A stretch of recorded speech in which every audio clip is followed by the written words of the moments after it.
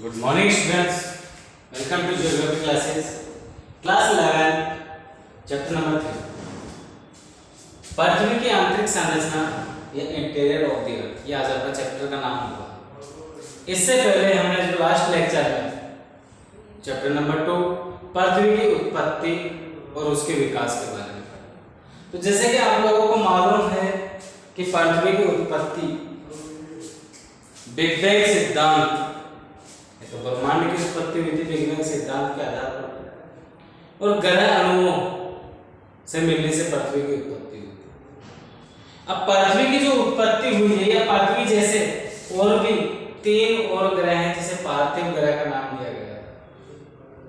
क्या आपके मन में कभी क्वेश्चन बना है कि पृथ्वी की आंतरिक संरचना क्या होगी? जो ये हमारी पृथ्वी है इसके इंटरनल पार्ट्स में क्या है, कभी देख सकते हैं?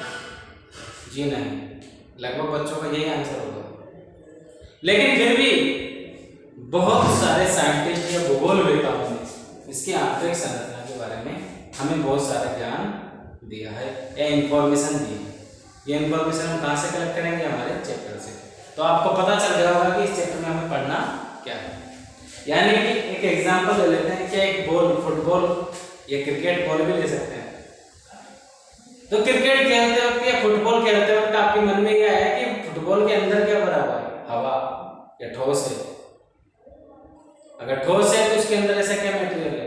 तो भैया जो क्रिकेट खेलने वाले लोग हैं उन्होंने तो लगभग बॉल को टूटने के बाद में उसको खोल के चेक भी किया होगा कि इसके अंदर क्या है। तो वो लेयर या परतों में डिवाइड होती है। उसी तरीके से हमारी पृथ्वी भी 3 परतों में डिवाइड है। कितनी परतों में? 3। पहली तो है आपकी भूपर्पट्टी के नाम से जानी जाती है, दूसरी मेटल के नाम से जानी जाती है, और तीसरे नंबर की होती है वो क्रोड के नाम से जानी जाती है। तो पृथ्वी की आंतरिक संरचना के बारे में आज आपको पढ़ना है। तो पहला प्रश्न, पृथ्वी की आंतरिक संरचना के बारे में बताइए। पृथ्वी की आंतरिक संरचना के बारे में बताइए। तो अब तक के जो आपने पढ़ा है, ज्ञान है, उसके आधार पर हम पृथ्वी की आंतरिक संरचना वो पर्पटी, मेटल और क्रोड के आधार पर कर सकते हैं। कैसे? आपके हैंडपंप या ट्यूबवेल का यूज किया होगा आप लोगों ने। वो पानी कहाँ से आ रहा है? पृथ्वी की आंतरिक संरचना से। ये मेटलिक नीचे मेटल के पास में लिक्विड है या तरल पदार्थ पाया जाता है, पानी उसको बाहर निकाला जाता है। आप लोग कहते हो कि पृथ्वी के आंतरिक भागों में बहुत सारे खनिज पाए जाते हैं, तो उनकी स्थिति वहां पर कैसे है? और खनिजों को मेटल या धातु के रूप में जानते हैं। तो इसी तरीके से एक एक करके इसके बारे में पढ़ेंगे। पृथ्वी की प्रकृति के बारे में आप बुक पढ़ रहा हूँ। पृथ्वी की प्रकृति के बारे में आप किस प्रकार अनुमान लगाते हैं कि आपके अनुमान के अनुसार पृथ्वी क्रिकेट की गेंद की तरह ठोस गेंद है, यह एक खोखली गेंद है जिस पर चट्टानों की मोटी परत स्थलमंडल है। क्या आपने कभी टेलीविजन या ज्वालामुखी उद्गार देखे होंगे? बिल्कुल देखे। तो ज्वालामुखी भी तो हमारे ट्यूबवेल की तरह बाहर आ रहा है। तो ज्वालामुखी से निकलने वाली आग्नेय चट्टानें या लिक्विड में लावा या मैग्मा बाहर निकलता है। आपको पता है ज्वालामुखी से निकलने वाला गर्म लावा, मिट्टी, धुआं, आग तथा मैग्मा याद है। पृथ्वी के आंतरिक भाग को प्रत्यक्ष प्रमाणों के आधार पर समझा जा सकता है। पृथ्वी, क्योंकि पृथ्वी के आंतरिक भागों में न तो कोई पहुंच सकता है और ना ही पहुंच सकता है। इतनी खतरनाक माइनिंग नहीं कर सकते हैं भाई, इतना खनन नहीं कर सकते कि जस्ट देख ली जा सके। आपको पता है पृथ्वी की जो त्रिज्या है वो कितनी है? पृथ्वी की त्रिज्या है 6300 कितनी है? 70 किलोमीटर। 70 किलोमीटर, यानी यहां से यहां तक इसकी इतनी मोटाई है पृथ्वी की। आगे देखो, पृथ्वी के धरातल का विन्यास मुख्यतः भूगर्भ में होने वाली प्रक्रियाओं का ही परिणाम है, जिसे बहिर्जात व अंतर्जात प्रक्रिया कहते हैं। ये पृथ्वी पर जो भूपृष्ठ पर माउंटेन यानी पर्वतीय क्षेत्र, पठारी भाग, मरुस्थलीय भाग, वेजिटेशन यानी कि वनस्पति वगैरह आपको अलग अलग प्रकार के देखने को मिलते हैं। इसका कारण क्या है? इसका कारण है आंतरिक बल। क्या है भाई? आंतरिक बल। तो यह लिखो आंतरिक बल। ये आंतरिक बल कौन कौन से होते हैं? एक तो होता है बहिर्जात और दूसरा होता है आंतरिक। अंतर्जात में कह सकते हैं। अंतर्जात बल। अब अंतर्जात और बाह्य बलों में क्या अंतर है? क्वेश्चन पूछा जाएगा आपसे। तो बहिर्जात तो है हवा, बहता हुआ जल, बहता हुआ जल इत्यादि। आंतरिक बल कौन से होंगे? तो आपने सुना होगा प्लेट टेक्टोनिक्स। Plate tectonics. और प्लेट टेक्टोनिक्स क्या होता है? अरे महाद्वीपों का विस्थापन, महाद्वीपीय विस्थापन या अर्थक्वेक को बोलते हैं भूकंप, ज्वालामुखी भी हो सकता है। तो समझ में आ गया बहिर्जात और आंतरिक बल क्या होते हैं? हाँ देखो, तो बहिर्जात और अंतर्जात प्रक्रियाएं लगातार भूदृश्य को आकार देती रहती हैं। अंतर्जात प्रक्रियाओं के प्रभाव को अनदेखा कर किसी को भी क्षेत्र की भू-आकृति की प्रकृति को समझने का अधूरा ज्ञान होगा। किसी भी प्रदेश की भू-आकृति समझने के लिए भूगर्भीय क्रियाओं के प्रभाव को जानना बहुत ज्यादा जरूरी है। मनुष्य जीवन अपने क्षेत्र की भू-आकृति से प्रभावित होता रहता है, इसलिए भूदृश्य के विकास को प्रभावित करने वाले सभी कारकों के विषय में जानना आवश्यक है। यह समझने के लिए पृथ्वी में कंपन क्यों होता है या सुनामी लहरें कैसे पैदा होती हैं, ये जरूरी है कि हमें पृथ्वी की आंतरिक संरचना का विस्तृत ज्ञान होना जरूरी है। पिछले अध्याय में आपने पढ़ा होगा कि पृथ्वी का निर्माण करने वाली दो प्रॉपर्टी क्रोड तथा सभी पदार्थ परतों के रूप में विभाजित है। ये जानना अत्यंत रोचक होगा कि वैज्ञानिकों ने कैसे इन परतों के संबंध में जानकारी प्राप्त की और प्रत्येक परत की विशेषताओं के बारे में अनुमान लगाया। आज हम इसी अध्याय के बारे में, इसी अध्याय में इन्हीं के बारे में पढ़ेंगे। भाई दो प्रॉपर्टी, मेटल, क्रोड या आंतरिक भागों में कैसे वैज्ञानिक कैसे मालूम चला इसके बारे में। तो भैया भूगर्भ की जानकारी के साधन बताइए। अगला प्रश्न होगा आपका भूगर्भ की जानकारी के साधन। और साधन होंगे आपके एक नंबर पे होंगे प्रत्यक्ष और दूसरे पर होंगे अप्रत्यक्ष। प्रत्यक्ष और अप्रत्यक्ष साधन। प्रत्यक्ष तो वो जिनको हम आंखों से देख भी सकते हैं, छू भी सकते हैं और महसूस भी कर सकते हैं। तो पृथ्वी की त्रिज्या जैसे कि आपको बताई जा चुकी है 6370 किलोमीटर। पृथ्वी की आंतरिक परिस्थिति के कारण यह संभव नहीं है कि कोई पृथ्वी केंद्र तक पहुंचकर उसका निरीक्षण कर सके, वहां के पदार्थों को कुछ नमूना प्राप्त कर सके।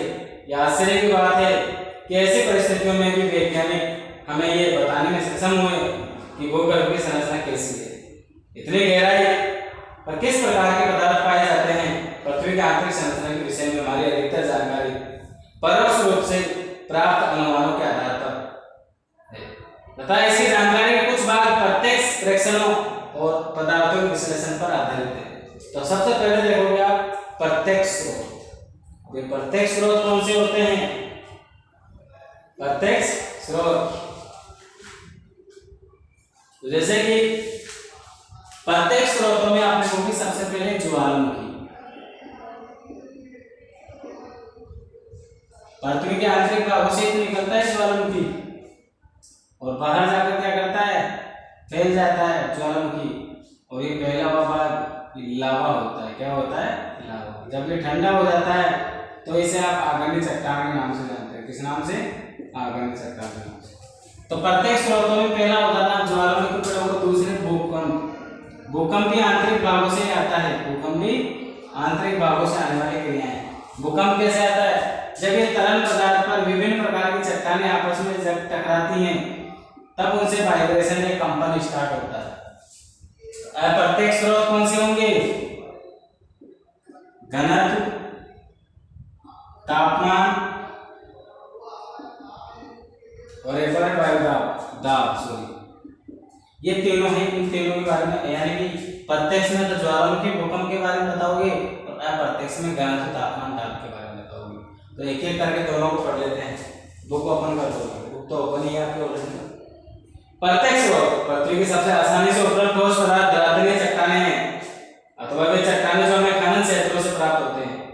दक्षिणी अफ्रीका की सोने की खानें 3 से 4 किलोमीटर गहरी है। इससे गहराई में जाना, इससे भी ज्यादा अधिक गहराई में जाना असंभव है, क्योंकि उतनी गहराई पर तापमान बहुत अधिक होता है और खनन के अतिरिक्त वैज्ञानिक विभिन्न परियोजनाओं के अंतर्गत पृथ्वी की आंतरिक स्थिति को जानने के लिए प्रकृति में गहराई तक छानबीन कर रहे हैं। संसार भर के वैज्ञानिक 2 मुख्य परियोजनाओं पर काम कर रहे हैं। ये गहरे समुद्र में प्रवेदन परियोजना है, दूसरा समन्वित महासागरीय प्रवेदन परियोजना। आज तक का सबसे गहरा प्रवेदन जो किया गया है आर्कटिक सागर महासागर में कोला क्षेत्र में किया गया है। आज तक का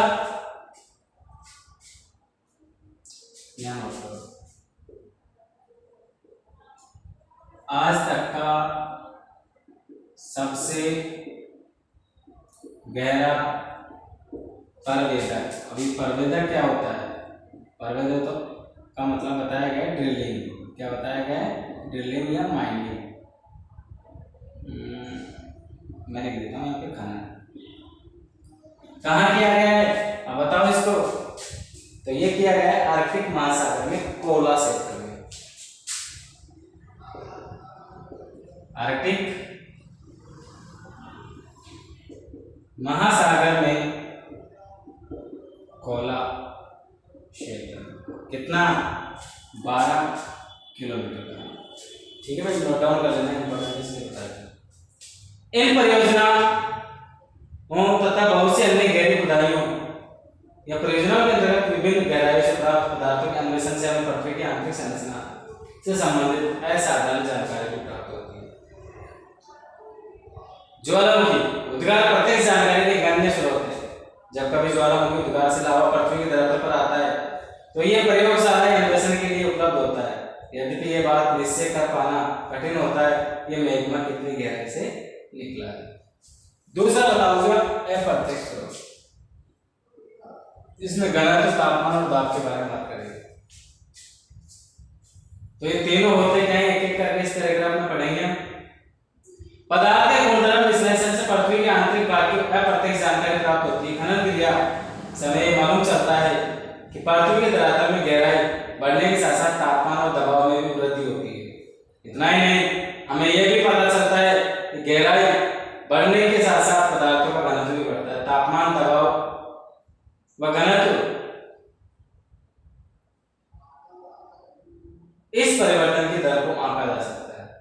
पृथ्वी की कुल मोटाई को ध्यान में रखते हुए वैज्ञानिकों ने विभिन्न गहराइयों पर पदार्थों के तापमान, दबाव, घनत्व के मान को अनुमानित किया है। प्रत्येक परत के संदर्भ में लक्षणों का सविस्तार वर्णन इसी अध्याय में आगे किया जाएगा। पृथ्वी की आंतरिक जानकारी का दूसरा अप्रत्यक्ष स्रोत है उल्काएं। उल्काएं वगैरह जानते होंगे ना आप लोग? नहीं सुनी भाई? पृथ्वी की उत्पत्ति पढ़ी थी या सौर मंडल के बारे में पढ़ा होगा। तो सौर परिवार का सदस्य था उल्काएं, जो कभी कभी धरती पर पहुंचती थी। हालांकि हमें यह भी ध्यान रखना चाहिए उल्काओं के विश्लेषण के लिए उपलब्ध पदार्थ पृथ्वी के आंतरिक भागों से प्राप्त नहीं होते। फिर भी उल्काओं से प्राप्त पदार्थों और पृथ्वी की संरचना से मिलती जुलती है। ये उल्काएं वैसे ही पदार्थ के बने ठोस पिंड है जैसे हमारे ग्रह पृथ्वी बना हुआ है, इसलिए तो पार्थिव ग्रह कहा जाता है इसे। अतः पृथ्वी की आंतरिक जानकारी के लिए उल्काओं का अध्ययन एक अन्य महत्वपूर्ण स्रोत है। अन्य अप्रत्यक्ष स्रोतों में गुरुत्वाकर्षण, चुंबकीय क्षेत्र, भूकंप संबंधी क्रियाएं भी शामिल की गई। पृथ्वी की धरातल पर विभिन्न अक्षांशों पर गुरुत्वाकर्षण बल एक समान नहीं होता है। गुरुत्वाकर्षण बल ध्रुवों पर अधिक होता है, भूमध्य रेखा पर कम होता है। पृथ्वी के केंद्र से दूरी के कारण गुरुत्वाकर्षण बल ध्रुवों पर अधिक, भूमध्य रेखा पर कम होता है। गुरुत्व का मान पदार्थ के द्रव्यमान के अनुसार बदलता है। भीतर पदार्थों का असमान वितरण इस भिन्नता को प्रभावित करता है। अलग अलग स्थानों पर गुरुत्वाकर्षण की भिन्नता अनेक अन्य कारकों से प्रभावित होते हैं। इस भिन्नता को गुरुत्वीय विसंगति भी कहते हैं। क्वेश्चन पूछा जाएगा गुरुत्वीय विसंगति किसे कहते हैं।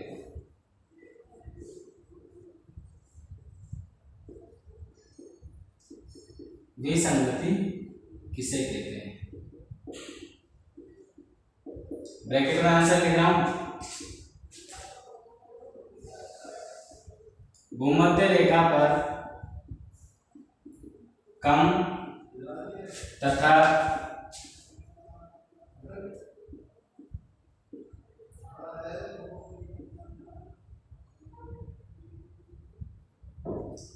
ध्रुवों पर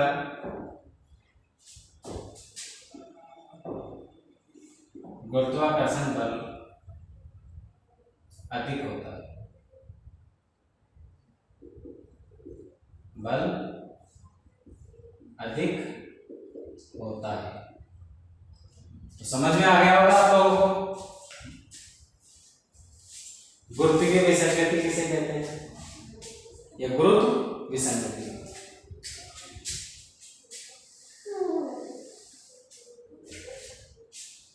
इसे ग्रेविटी एनोमली भी कहा जाता है। गुरुत्वीय विसंगति हमें प्रॉपर्टी में पदार्थ के द्रव्यमान के वितरण की जानकारी देता है। चुंबकीय सर्वेक्षण भी वो प्रॉपर्टी चुंबकीय पदार्थों के वितरण की जानकारी देते हैं। भूकंपीय गतिविधियों की पृथ्वी की आंतरिक जानकारी का एक महत्वपूर्ण स्रोत है। हम कुछ विस्तार से इस पर चर्चा करेंगे। सबसे पहले पढ़ेंगे भूकंप के बारे में। किसके बारे में पढ़ेंगे? भूकंप के बारे में। तो अगला टॉपिक होगा हमारा भूकंप। भूकंप किसे कहते हैं? ये किसे कहना तो रहना तो भूकंप को एक्सप्लेन करते हैं। ठीक है। भूकंप तरंगों का अध्ययन है। भूकंप तरंगों का अध्ययन है। अभी आता कैसे है वो थोड़ा सा ध्यान से देखिए। डायग्राम में देख लेते हैं। इसको स्क्रीनशॉट लेना, थोड़ा पिक्चर लिखिए लेना ही है।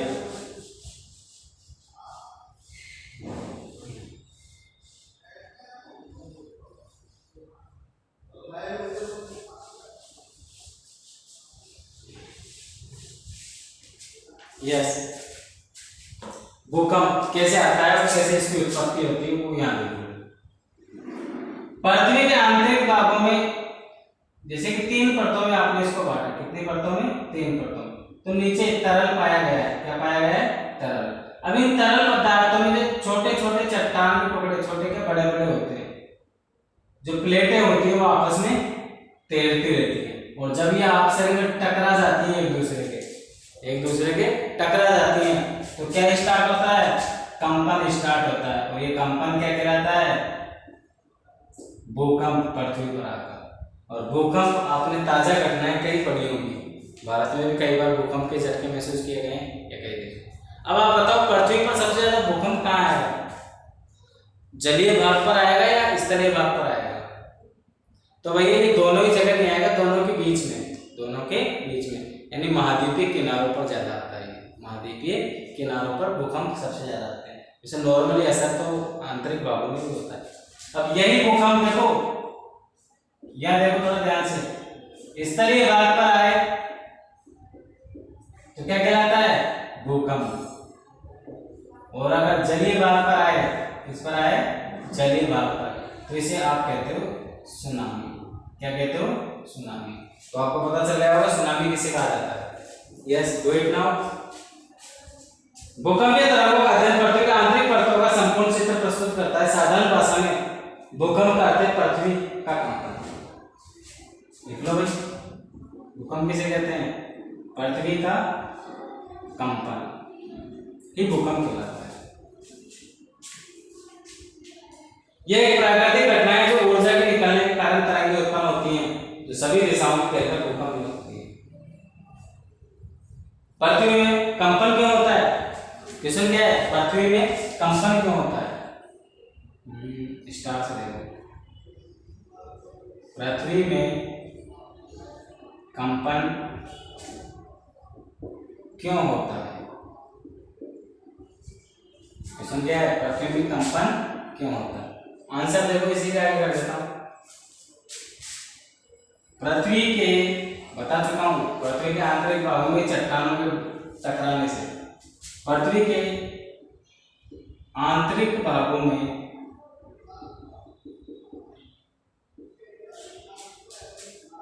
या तलीय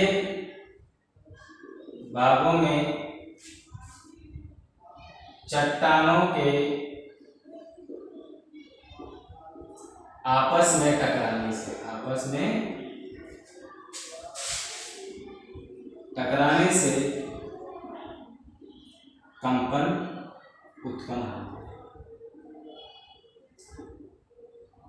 होता है। देखो दो पत्थर लेंगे हम आपस में, दो पत्थर लेंगे और आपस में से गिराएंगे, हमारे हाथों में वाइब्रेशन स्टार्ट हो जाएगी। सेम वही सिचुएशन यहाँ होती है, ये वाइब्रेशन या कंपन उत्पन्न होना है। वाइब्रेशन आपकी मोबाइलों में जो होता है, कॉल आती है जब वाइब्रेट मोड पे लगा के रखते हैं ना, उसे कहते हैं। तो पहले बरस के किनारे किनारे ये ऊर्जा निकलती है, वो प्रॉपर्टी के सेलों में गहन दरारें ही भ्रंश होती है। वो प्रॉपर्टी की जो चट्टानें पाए गए हैं, जहाँ पर दरारें पाई जाती है, उसे ही भ्रंश कहा जाता है। भ्रंश के दोनों तरफ सेल विपरीत दिशा में गति करती है। जहाँ ऊपर के सेल खंड दबाव बनाते हैं, उनके आपस को घर्षण उन्हें परस्पर बांधे रहता है, फिर भी अलग होने पर की प्रवृत्ति के कारण एक समय पर घर्षण का प्रभाव कम हो जाता है, जिसके परिणाम स्वरूप सेल खंड विकृत होकर अचानक एक दूसरे के विपरीत दिशा में सरक जाते हैं। इसके परिणाम स्वरूप ऊर्जा निकलती है और ऊर्जा तरंगें सभी दिशाओं में गतिमान होती है। वह स्थान जहां से ऊर्जा निकलती है भूकंप का उद्गम केंद्र कहलाता है। क्वेश्चन नोट करो भाई, भूकंप का उद्गम केंद्र। तो भूकंप का उद्गम केंद्र क्या है, जैसे कि भूकंप यहां से निकल रहा है और इस जगह से निकल रहा है, तो ये क्या कहलाया आपका, भूकंप का उद्गम केंद्र। समझ में आ गया होगा। देखो वह स्थान जहां से ऊर्जा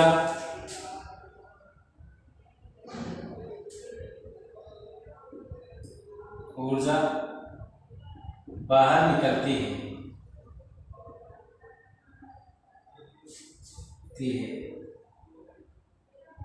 भूकंप उद्गम केंद्र कहलाता है। भूकंप उद्गम केंद्र कहलाता है।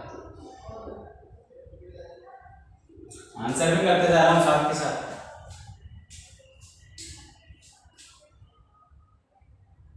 इसे अवकेंद्र भी कहा जाता है, इसे अवकेंद्र भी कहा जाता है। इसे क्या कहा जाता है, अवकेंद्र। तो यहां देखो भूकंप का उद्गम केंद्र या अवकेंद्र, ठीक है भाई, ये प्रश्न। ऊर्जा तरंगें अलग अलग दिशाओं में चलती हैं, पृथ्वी की सतह तक पहुंचती हैं। भूतल पर बिंदु जो उद्गम केंद्र के समीपतम होता है अधिकेंद्र कहलाता है। अधिकेंद्र किसे कहते हैं,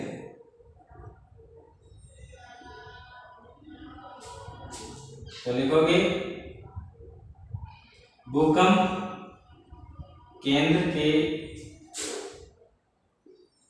समीपतम क्षेत्र को अधिकेंद्र कहते हैं। को अधिकेंद्र कहते हैं। क्या कहते हैं भाई, अधिकेंद्र। ठीक है भाई।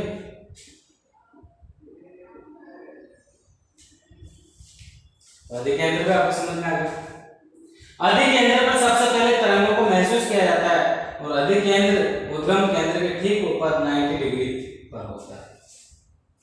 तो ये आपको भूकंपीय तरंग, भूकंप के बारे में समझ में भी आया होगा। अब हम पढ़ेंगे भूकंपीय तरंगें। कौन सी पढ़ेंगे, भूकंपीय तरंगें। अगला प्रश्न होगा आपका भूकंपीय तरंगें, और ये कब पढ़ेंगे, अगली क्लास में पढ़ेंगे। कब पढ़ेंगे? अगली क्लास में। तो नेक्स्ट क्लास में आपका जो टॉपिक होगा उसमें आपको समझ में आ गया होगा कि हमें कौन सा पढ़ना है।